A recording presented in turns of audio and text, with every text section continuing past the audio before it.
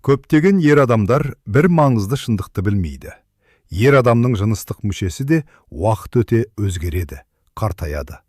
Оның қанмен қамтамасыз етілуі баяулайды, тіндерінің икемділігі төмендейді, реакция беру қабілеті әлсірейді.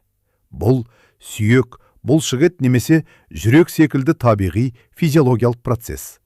Алайда мәселе өзгерістің өзінде емес, мәселе оны түсінбеуде және дер кезінде күтім жасамауда.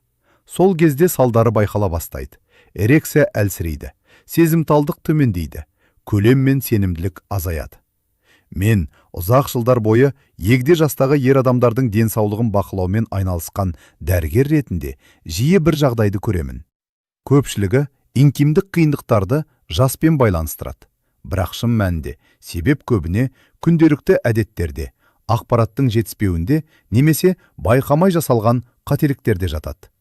60 жастан кейін пайда болатын көптеген сексуалдық мәселелер жасқа емес, өмір салтына қатысты.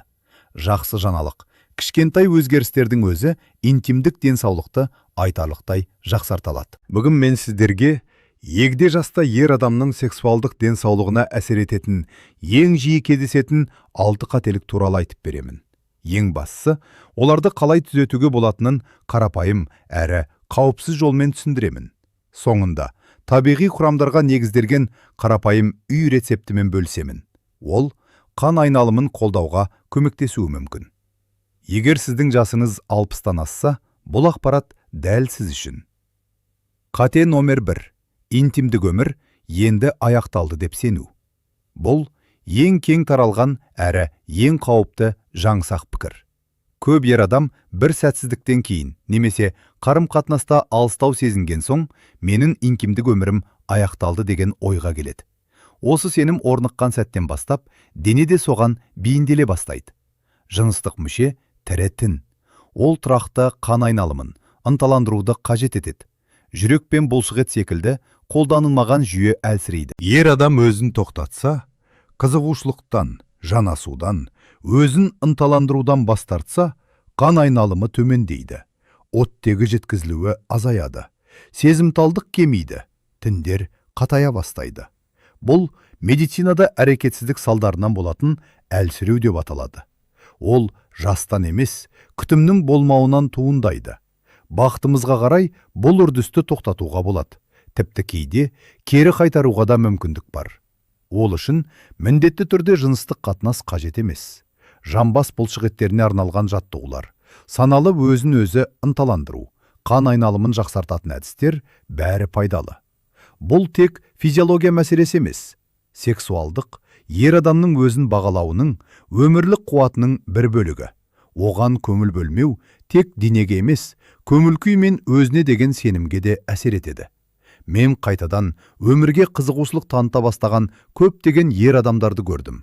Олар тек өз денесіне қайта қамқорлық жасай бастағаны үшін өзгерді.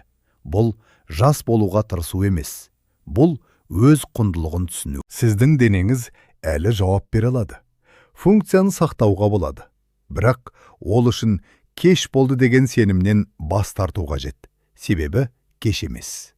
Жас ұлғайған сайын көптеген ер адамдар жалғыздықты сезіне бастайды. Біреулер жарынан айырылған, енді бірі қарым-қатынаста алыстау немесе күнделікті күйбеңнен шаршау жағдайын бастан кешіреді. Осындай тыныштықта кейбірі рахатты ең оңай жерден экраннан іздейді. Алғашында бұл зиянсыз көрінуі мүмкін.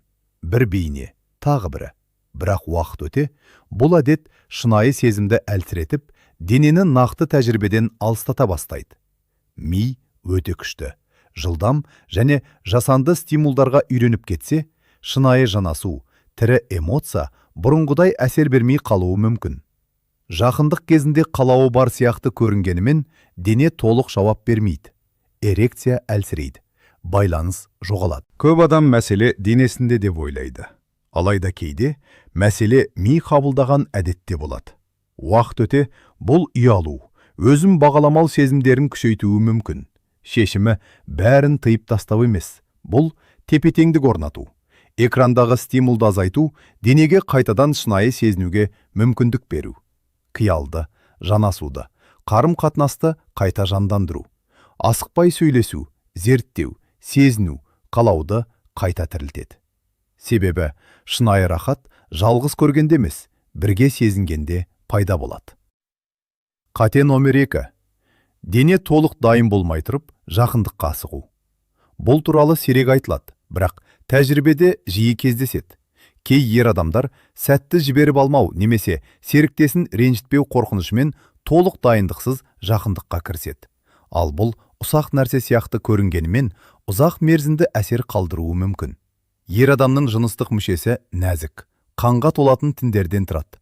Толық қатаймаған жағдайда үйкөріс пен қысым микро жарақаттарға әкелуі мүмкін. Бұл жарақаттар бірден байқалмайды, бірақ уақыт өте тыртық тіндердің пайда болуына, пішін өзгерістеріне, немесе ауырсынуға әкелуі мүмкін. Кей жағдайларда бұл күрделі мәселелерге дейін жетеді. Сондықтан басты қағида асықпау. Егер дәрі қолданылса, оның әсер етуін күту. Алдын ала жақындыққа уақыт бөлу. Қажет болса, арнайы майлағыш пайдалану. Толық тұрақты эрекция пайда болғанша денені тыңдау.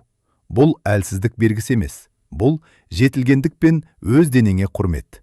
Бүгін сақтық таныту ертеңгі денсаулықтың кепілі. Бұл көпшілік ашық айта бермейтін, бірақ өте маңызды тақырып. Жасы келген сайын дене өзгереді, кері жұқарады, табиғи қорғаныс әлсірейді, бактерияларға қарсы төзімділік төмендейді. Бұрын жеткілікті болған қарапайым шаю енді жеткіліксіз болуы мүмкін. Соның салдары тітіркену, жағымсыз иіс, пайдаланатын қабынулар және кейде одан да күрделі мәселелер. Әсіресе сүндеттелмеген ер адамдарда тері астында бөлінділер жиналып, бактерияларға қолайлы орта қалыптасуы мүмкін. Ал шешімі өте қарапайым. Күн сайын жылы сумен және жұмсақ бейтарап сабынмен жуу. Егер тері қатпар болса, оны абайлап ашып, толық тазалау. Сабынды толық шайып, құрғақ таза сүлгімен сүрту. Ылғал күйде қалдырмау. Жақындықтан кейінде гигиенаны қайталау маңызды. Бұл небәрі бірнеше минут алады, бірақ көптеген қолайсыздықтың алдын алады. Жас ұлғайғанда алдын алу ең дұрыс күтім болып саналады. Қате номер 5. Бар үмітті тек таблеткаға арту. Көптеген ер адамдар дәрігерге бір үмітпен келеді. Сиқырлы таблетка. Олар күшті, сенімділікті қайтаратын тез шешім күтеді. Бірақ бір маңызды шындық бар. Ешбір дәрі дұрыс негізді алмастыра алмайды. Эрекция тек жыныстық жүйенің емес, жалпы қан айналымының көрсеткіші.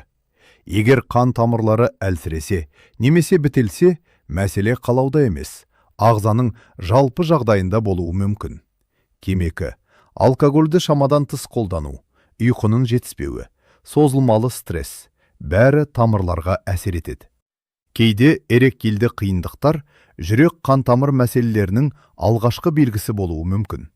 Жақсы жаңалық, ағза өзгерістерге тез жауап береді. Темекіден бас тарту қан айналымын жақсартады. Суды көбірек ішу гормон тепе-теңдігін қолдайды. Күнделікті жеңіл қозғалыс тамырларды күшейтеді. Дәрі тек көмекші құрал. Негізгі күш күнделікті таңдауда, тамақтануда, ұйқыда, өз денеңе құрметпен қарауда. Бұл болмашы нәрсе сияқты көрінуі мүмкін. Көп адам шаршап келіп, күні бойы киген іш киіммен ұйықтай салады. Бірақ бұл әдет уақыт өте интимдік аймақтың жағдайына әсер етуі мүмкін. Ұйқы кезінде ағза қалпына келеді. Қан айналымы жақсарады. Тіндер оттегімен қамтамасыз етіледі. Түнгі табиғи эрекцияларда осы процестің бір бөлігі. Олар тіндердің серпімділігін сақтауға көмектеседі. Егер киім тар болса, немесе ауа өткізбейтін матадан жасалса, қан айналымы шектеледі. Кері тітіркенуі мүмкін. Желдетілу төмендейді. Ұзақ мерзімде бұл жайсыздықтар мен қажетсіз мәселелерге әкелуі ықтимал. Қарапайым шешім, мүмкіндігінше кең, табиғи матадан тігілген киім таңдау. Немесе іш киімсіз ұйықтау. Бұл ұсақ деталь сияқты, бірақ күн сайын қайталанғанда әсері байқалады. Бонус. Қан айналымды қолдауға арналған табиғи қоспа. Жас ұлғайған сайын қан тамырлары икемділігін жоғалтуы мүмкін. Бұл бүкіл ағзаға, соның ішінде интимдік функцияға әсер ететін факторлардың бірі. Қолдаушы құрал ретінде кейбір адамдар табиғи құрамдарды пайдаланады. Мысалы, қарапайым қоспа. Bir түйір езілген сарымсақ. Жарты лимонның жаңа сығылған шырыны, бір шай қасық табиғи бал. Az мөлшерде үгітілген зімбір, 100 мг жылы, ыстық емес, су. Барлығын араластырып, таңертең аш қарынға ішуге болады. Бұл ингредиенттер халықтық тәжірибеде қан айналымды қолдауға көмектесетін құрамдар ретінде белгілі. Бірақ бұл дәрі емес, ғажайып шешімде емес. Егер созылмалы ауруларыңыз болса, немесе дәрі қабылдап жүрсеңіз, алдымен дәрігермен кеңескен дұрыс. Біз осы материалдың соңына келдік. Егер сіз мұнда дейін тыңдасаңыз, бір маңызды нәрсені түсіндіңіз. Интимдік денсаулық, сән салтанат емес, өмір сапасының бір бөлігі. 60 жастан кейін әрбір әдет, әрбір шешім маңызды. Олар функцияны сақтаудың немесе оны біртіндеп жоғалтудың арасындағы айырмашылықты анықтауы мүмкін. Көп адам бұл білімге кеш жетеді, бірақ сіз қазір хабардарсыз. Ал келесі қадам өз қолыңызда. Өз денеңізге қамқор болыңыз. Оны тыңдаңыз. Себебі күш тек жаста емес, самалы күтімде. Егер бұл материал пайдалы болса, пікіріңізді бөлісіңіз, бағалаңыз және жақындарыңызбен бөлісіңіз. Кейде бір ақпарат жаңа кезеңнің басталуына себеп болады. Келесі кездескенше